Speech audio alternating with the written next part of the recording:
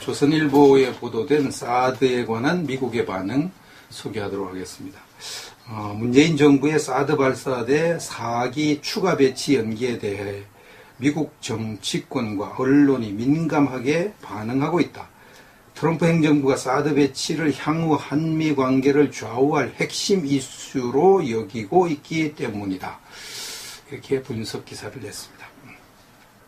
지난달 2월달 제임스 매티스 미국 국방장관이 한국에 왔죠.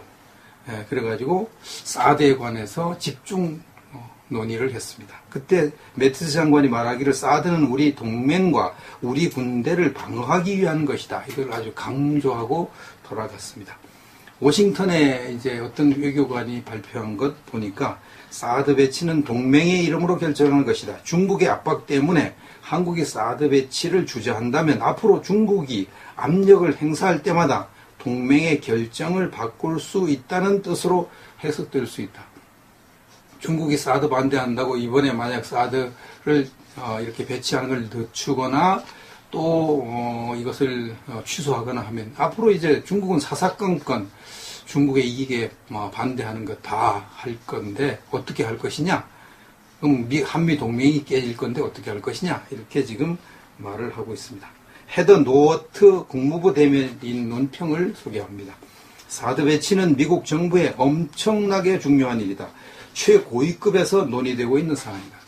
이렇게 말했습니다. 사드 배치가 미국에게는 엄청나게 중요한, 이 엄청나게라는 단어를 썼습니다. 최고위급에서 논의된다는 것은 지난번 트럼프 대통령이 국방장관, 국무장관 불러놓고 사드에 관해서 논의한 것을 의미합니다. 미국은 지금 정부만 그런 것이 아니라요, 여론도 사드 문제에 민감하게 반응하고 있는데 코미 전 FBI 국장을 이제 청문회하는 방송을 내보내는 CNN 방송이 하단에 긴급 속보 이렇게 자막을 띄워서 한국이 사드 배치를 중단했다 이렇게 보도를 했습니다. CNN은 2018년까지 사드 배치가 연기될 수도 있다.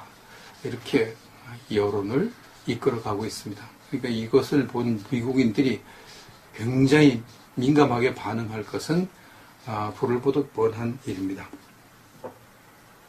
지금 트럼프 정부는 미국의 야당과 함께, 야당은 더하죠. 트럼프 정부, 오히려 행정부보다 야당이 더 이 사드 문제를 강하게 이제 제기하고 나오고 있습니다.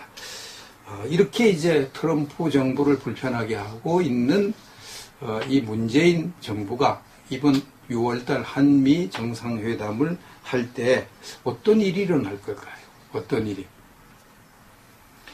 제가 보기에는 이번 한미 정상회담에 문재인 대통령이 상당히 어려움을 겪을 것으로 보여집니다. 지난번 노무현 대통령이 야심차게 반미 노선을 이제 추구하면서 시작을 했습니다.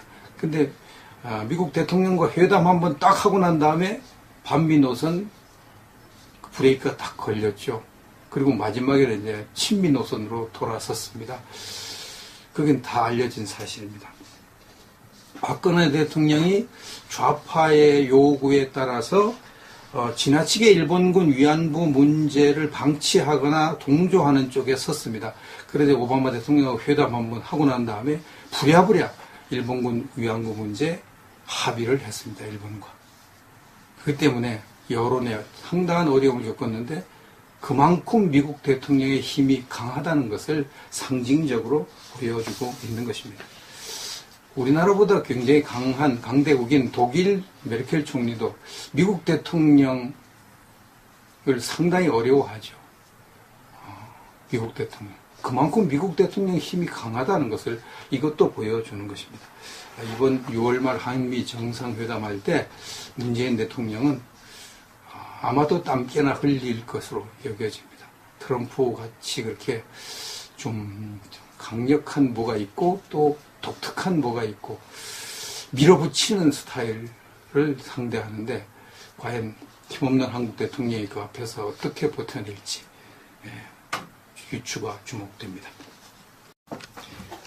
사드 때문에 성주 참여가 이제 끝장날 것이다, 이렇게 보도를 했고 우려를 했는데, 올해 참여 매출액이 처음으로 5천억 달러를 달성할 것이다, 이렇게 전망이 되고 있습니다. 성주군 성주농협에 따르면 지난달 말까지 성주 참여 매출액이 3천억 원을 넘겼고요, 연말까지 5천억 원에 이를 것이다, 이렇게 전망을 하고 있습니다. 성주 참여는 약 전국의 참여 70%를 담당할 정도로 굉장히 많은 부분을 담당하고 또 유명한 참여로 되어 있습니다. 2006년 참여산업특구로 지정이 되어서 이런 이제 성과를 올리고 있습니다. 매출액이 2008년에 3천억 원을 넘겼고요. 2014년에 3,447억 원, 2015년에 4,020억 원으로 늘어났습니다. 그런데 작년 7월에 정부가 성주에 사드를 배치한다, 이렇게 발표한 이후로 매출액이 뚝 떨어졌죠. 그래서 4천억을 넘기지 못했습니다. 3,700억 원 정도로 했습니다. 그때 또 일조량이 많지 않아서 참여가 제대로 생산이 되지 못하고 또 제대로 익지 못해서 더 그런 영향을 받았습니다. 이렇게 되니까 이제 성주 민심이 들끓었죠. 사드가 배치되면 참외 생산 기반이 무너질 것이다. 사드에서 나오는 레이저 전자파가 참외 생산에 악영향을 미칠 것이다. 사드 참외를 누가 사 먹겠느냐, 이렇게 반발을 하게 되었습니다. 그래서 그냥 많은 주민들이 동참하고 또 외부 시위대까지 오고 그래가지고 시위를 굉장히 많이 했습니다. 지금까지도 시위를 하고 있습니다. 그래서 지금 그 사드 포대를 가동하는 전력 시설이 아직 마련되지 않아서 임시로 발전기를 통해서 전력을 공급하고 있는데, 그 발전기를 돌리려면 많은 기름이 필요하는데 그 기름을 공급하는 유조차가 출입하는 것을 막고 있죠. 성주 주민들과 외부 시위대가 합쳐져서 막고 있습니다. 그래서 유조차가 못 들어가니 할 수 없이 헬리콥터를 동원해서 기름을 공급하고 있는데, 지난번에 헬리콥터는 이제 기름을 작게 실으니까, 유조차는 많이 실으니까 기름 공급이 제대로 안 돼가지고 지난번에 북한이 미사일을 쐈을 때 사드를 가동하지 못해서 미사일을 탐지 못하는 이런 참 어려운 일도, 위기도 겪은 바가 있습니다. 성주 주민들이 사드 레이더에서 나오는 전자파를 걱정하는 것은 이해가 됩니다. 전자파가 몸에 나쁜 것은 이제 알려져 있기 때문에 이제 염려하는 것은 이해가 되죠. 그런데 이제 사드를 배치하는 쪽에서 발표하는 것을 보면 사드 레이더는 땅으로 쏘는 것이 아니라 공중으로 쏘기 때문에, 부채살 소형으로 공중으로 이렇게 쏘아 올라가기 때문에 땅에 영향이 끼쳐져서 사람들을 해치는 일, 농작물을 해치는 일은 없다, 이렇게 지금 발표를 하고 있죠. 근데 거기 반대하는 측에서는 그래도 조금이라도 그것이 오면은 이제 전자파가 오면은 나쁘다, 이렇게 되고 있고, 또 전자파가 몸에 나쁘니까 이 건강에도 문제가 있을 것이라 그러고, 괌 기지는 그 사드 기지의 4km 내에는 이제 민가가 없는 그런 돼 있다고 하고, 또 우리나라도 이제 그렇게 이제 당연히 해야 되겠죠. 그런 식으로 해서 안전을 보장하게 하는 일을 해야 될 것입니다. 이제 가장 좀 재미있는 것은 사드 때문에 성주 참외가 굉장히 유명해졌다는 것이죠. 성주 참외가 그렇게 유명한지는, 그렇게 많은 생산량을 담당하는지, 그렇게 맛있는 참외인지는 미처 몰랐는 사람이 많았는데, 이게 사드 때문에 성주 참외 하도 하다 보니까 뭐야 관심 없던 저까지도 관심을 가지게 되고, 성주 참외가 이렇게 좋아? 이렇게 유명해? 이렇게 많이 생산해?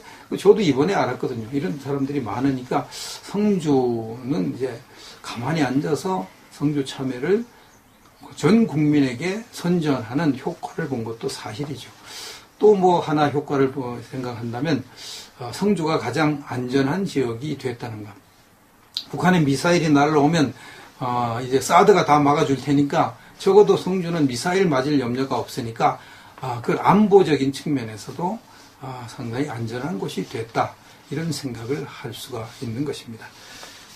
어떻든 이제 뭐 개인적으로 이제 손해가 나기도 하고 나라의 일을 하다 보면 개인적으로 손해가 나기도 하고 그런데 문제는 이제 사드가 우리나라의 안보를 지키는데 결정적인 역할을 하는 거죠. 뭐 북한이 미사일을 그냥 거의 다 완성됐거든요. 모든 미사일을 다 완성하고 지금 하나 남은 건 미국까지 도달한 ICBM만 남아있는데 그것을 막을 수단은 사드밖에 없거든요. 다른 것은 못 막으니까. 못 막으니까. 안보에 결정적인 역할을 하는 것이 사드니까 개인적인 이익도 중요하지만 국가적인 이익을 먼저 챙겨야 되는 것 아닌가 생각을 하죠. 나라가 망하고 난 다음에 뭐 개인 이익이 무슨 소용이 있습니까?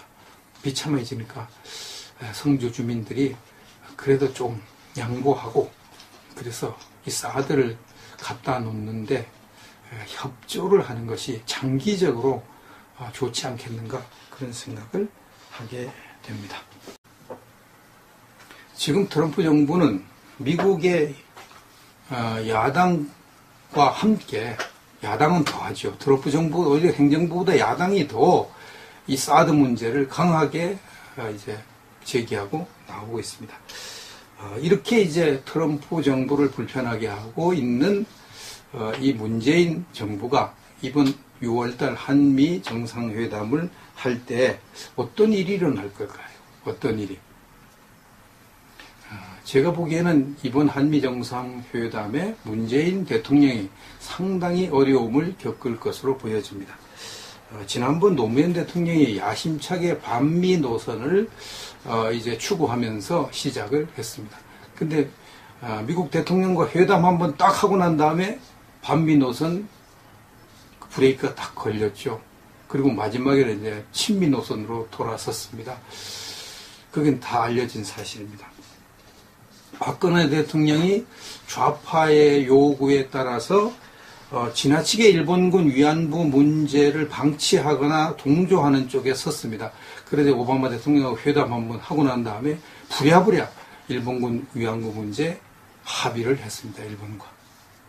그 때문에 여론에 상당한 어려움을 겪었는데 그만큼 미국 대통령의 힘이 강하다는 것을 상징적으로 보여주고 있는 것입니다. 우리나라보다 굉장히 강한 강대국인 독일 메르켈 총리도 미국 대통령을 상당히 어려워하죠. 미국 대통령. 그만큼 미국 대통령의 힘이 강하다는 것을 이것도 보여주는 것입니다. 이번 6월 말 한미 정상회담 할 때 문재인 대통령은 아마도 땀깨나 흘릴 것으로 여겨집니다. 트럼프 사드 배치는 동맹의 이름으로 결정한 것이다. 중국의 압박 때문에 한국이 사드 배치를 주저한다면 앞으로 중국이 압력을 행사할 때마다 동맹의 결정을 바꿀 수 있다는 뜻으로 해석될 수 있다. 중국이 사드 반대한다고 이번에 만약 사드를 이렇게 배치하는 걸 늦추거나 또 이것을 취소하거나 하면 앞으로 이제 중국은 사사건건 중국의 이익에 반대하는 것 다 할 건데 어떻게 할 것이냐? 그럼 한미 동맹이 깨질 건데 어떻게 할 것이냐? 이렇게 지금 말을 하고 있습니다. 헤더 노어트 국무부 대변인 논평을 소개합니다. 사드 배치는 미국 정부에 엄청나게 중요한 일이다. 최고위급에서 논의되고 있는 사안이다. 이렇게 말했습니다. 사드 배치가 미국에게는 엄청나게 중요한 이 엄청나게라는 단어를 썼습니다. 최고위급에서 논의된다는 것은 지난번 트럼프 대통령 조선일보에 보도된 사드에 관한 미국의 반응 소개하도록 하겠습니다. 문재인 정부의 사드 발사대 4기 추가 배치 연기에 대해 미국 정치권과 언론이 민감하게 반응하고 있다. 트럼프 행정부가 사드 배치를 향후 한미 관계를 좌우할 핵심 이슈로 여기고 있기 때문이다. 이렇게 분석 기사를 냈습니다. 지난달 2월, 지난달이 아니죠. 2월달 제임스 매티스 미국 국방장관이 한국에 왔죠. 그래가지고 사드에 관해서 집중 논의를 했습니다. 그때 매티스 장관이 말하기를 사드는 우리 동맹과 우리 군대를 방어하기 위한 것이다. 이걸 아주 강조하고 돌아갔습니다. 워싱턴에 이제 어떤 외교관이 발표한 것 보니까 대통령이 국방장관, 국무장관 불러놓고 사드에 관해서 논의한 것을 의미합니다. 미국은 지금 정부만 그런 것이 아니라요, 여론도 사드 문제에 민감하게 반응하고 있는데, 코미 전 FBI 국장을 이제 청문회하는 방송을 내보내는 CNN 방송이 하단에 긴급 속보 이렇게 자막을 띄워서 한국이 사드 배치를 중단했다 이렇게 보도를 했습니다. CNN은 2018년까지 사드 배치가 연기될 수도 있다 이렇게 여론을 이끌어가고 있습니다. 그러니까 이것을 본 미국인들이 굉장히 민감하게 반응할 것은 불을 보듯 뻔한 일입니다.